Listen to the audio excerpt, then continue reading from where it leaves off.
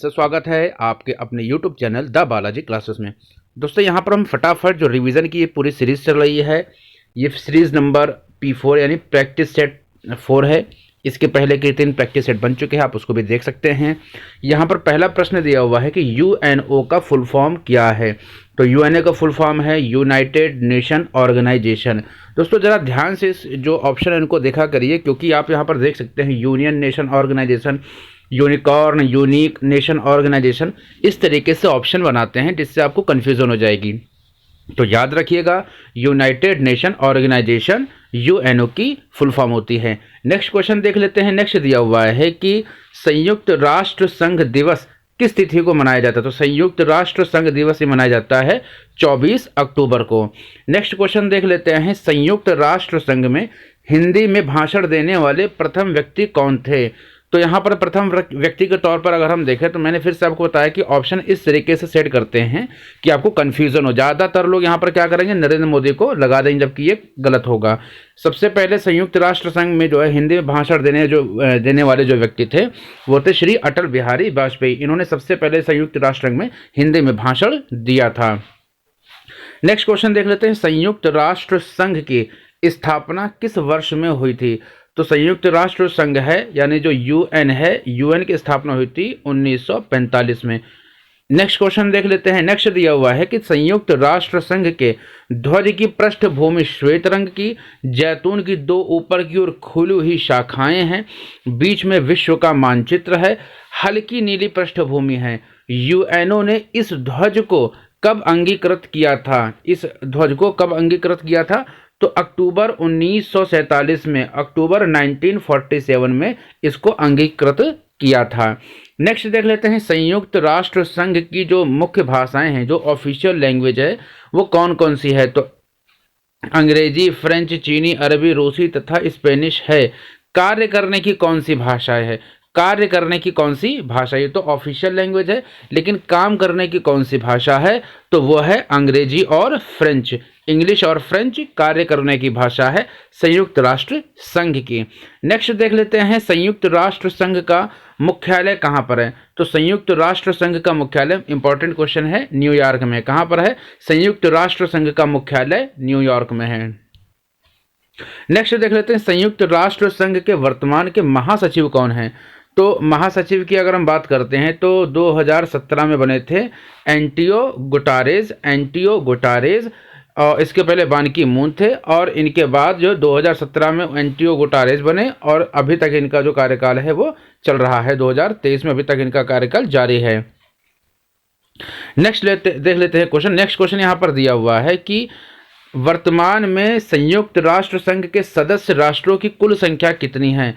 तो 193 इस समय कुल सदस्यों की संख्या है। संयुक्त राष्ट्र के कुल राष्ट्रों की संख्या के अंतर्गत कितना है, 193 है। नेक्स्ट देख लेते हैं। लैंगिक समानता व महिला सशक्तिकरण के लिए संयुक्त राष्ट्र संघ के तहत एक नए निकाय का गठन किस नाम से किया गया है। तो यह है UN विमेन। कहाँ पर है, UN विमेन। विमेन मतलब कह सकते हैं इसको जो वुमेन होती है, वुमेन बोले या विमेन बोले, प्रोनाउंसिएशन का सिर्फ यहाँ पर अंतर है। तो UN वुमेन। नेक्स्ट देख लेते हैं। भारत UNO का सदस्य किस वर्ष बना। तो भारत जो UNO का सदस्य बना था 1945 से UNO का सदस्य है भारत। कब से है, 1945 से। कौन से 2 देश UNO के सदस्य नहीं हैं। तो वेटिकन सिटी और ताइवान, ये 2 सदस्य UNO के सदस्य नहीं हैं। नेक्स्ट देख लेते हैं। संयुक्त राष्ट्र महासभा की प्रथम जो महिला अध्यक्ष कौन थी। तो ये जो महिला अध्यक्ष थी इनका नाम था श्रीमती विजया, यहाँ विजय लिखा है, विजया लक्ष्मी पंडित। क्या नाम था, श्रीमती विजया लक्ष्मी पंडित इनका नाम था। ये UNO की पहली महिला अध्यक्ष के रूप में ये कार्यरत थी। नेक्स्ट क्वेश्चन देख लेते हैं। नेक्स्ट दिया हुआ है कि संयुक्त राष्ट्र संघ में वीटो का अधिकार किसे प्राप्त है। तो संयुक्त राष्ट्र संघ है, इसमें वीटो देने की जो पावर होती है वो होती है सुरक्षा परिषद के जो भी स्थायी सदस्य हैं। किसको अधिकार है, सुरक्षा परिषद के जो भी स्थायी सदस्य हैं, जिसके तहत यहाँ पर 5 सदस्य देश होते हैं। जिन्हें वीटो पावर यानी वीटो की एक पावर है। वीटो क्या है? वीटो एक पावर है जिसे विशेषाधिकार बोलते हैं, जिसके अंतर्गत ये जो देश हैं इनकी बातों को इनको अधिकार दिया गया है किसी भी कार्य में, किसी भी विषय में हस्तक्षेप करने का। जिसके अंतर्गत अगर हम देखें तो संयुक्त राष्ट्र संघ में वीटो का अर्थ क्या है?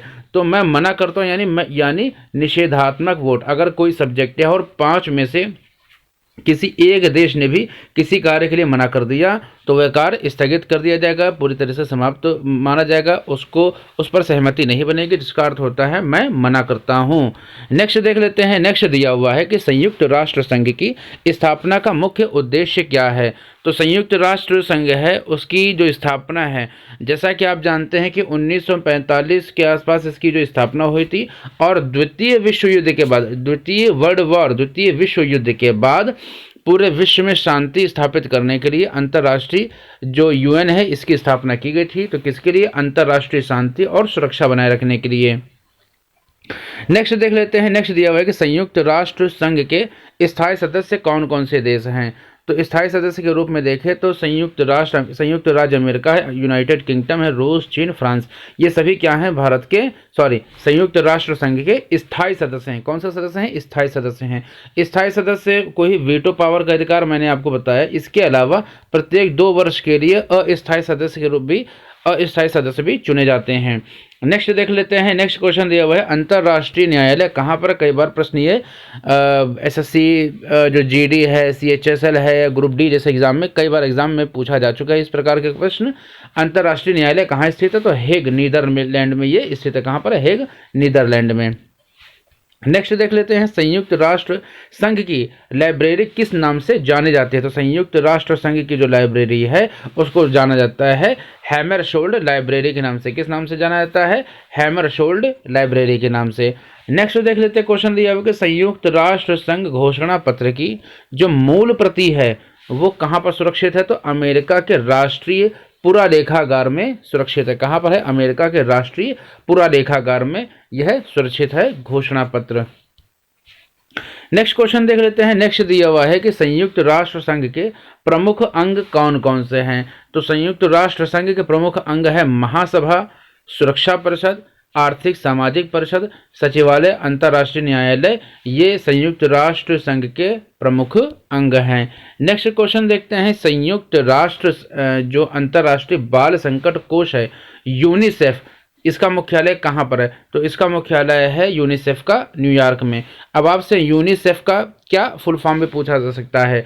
तो United nation international children emergency fund. क्या फिर से समझ लेते हैं इसको? United nation international children emergency fund, ये यूनिसेफ का फुल फॉर्म होता है। क्या होता है? यूनिसेफ का फुल फॉर्म होता है।